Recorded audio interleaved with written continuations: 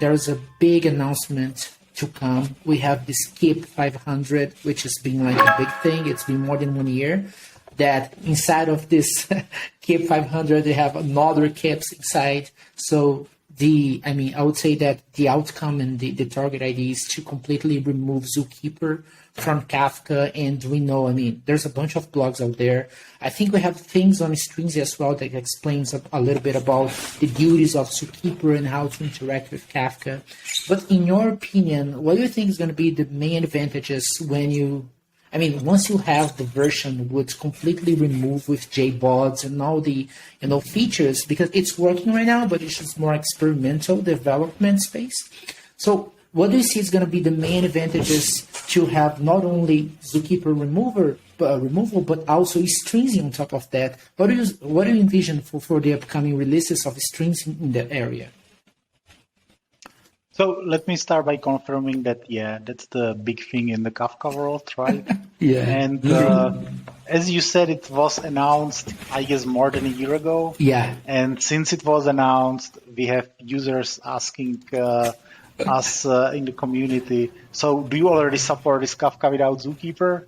And we are like, it's just something what's being worked on. It's not really something what's part of Kafka yet. So now with 2.8, it's to some extent present for trying it out. But that's how you know that it's the big thing when people are asking you if you support it, even though it doesn't really exist yet. And to be honest, I think it would definitely make Kafka better. It would mean that there would be less resources which it would consume, and there would be less configuration and issues around deploying and managing Zookeeper, and operations will be easier. So I'm definitely looking forward to it. It will also make development much easier if you would be able to just deploy single node Kafka without any Zookeeper, without anything, and just use it. And obviously it will be a big simplification for us. Hopefully, fingers crossed, it will all be stable and performant and work fine. I know that the people working on it are super smart and know what they are doing, but obviously it's quite a big chunk of work. So one has to at the end expect that it will not be perfect from the beginning, and there will be improvements later as well. In Stringsy, to be honest, the first thing which it means for us is quite a lot of work. There are several areas where we are already for some time working on. So since it was announced, there's a lot of work in Kafka on changing the different APIs, and there were things in the past like ACLs or quota management, which were managed directly in Zookeeper.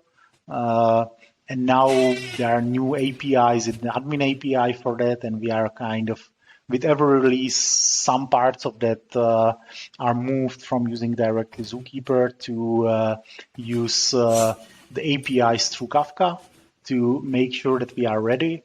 And so that's already happening. We are not waiting for the final version to be released to start the work, but there's still a lot of work ahead of us to figure out how this will be really configured and how this will be deployed and managed through Stringsy, because there still might be different modes how you want to run it. You might have this single node Kafka for some simple development, but if you have some big production Kafka cluster, maybe you would want to have the controller nodes not used for regular topics and regular data to make sure they are stable and available. So there's a lot of things which we need to figure out. And then obviously figuring out the upgrade from the older versions on its own, that will be a lot of work for us as well. So I think it's great for Kafka. I'm looking forward to not having to do anything with Zookeeper. But before we get there, there's still a huge amount of work in front of us.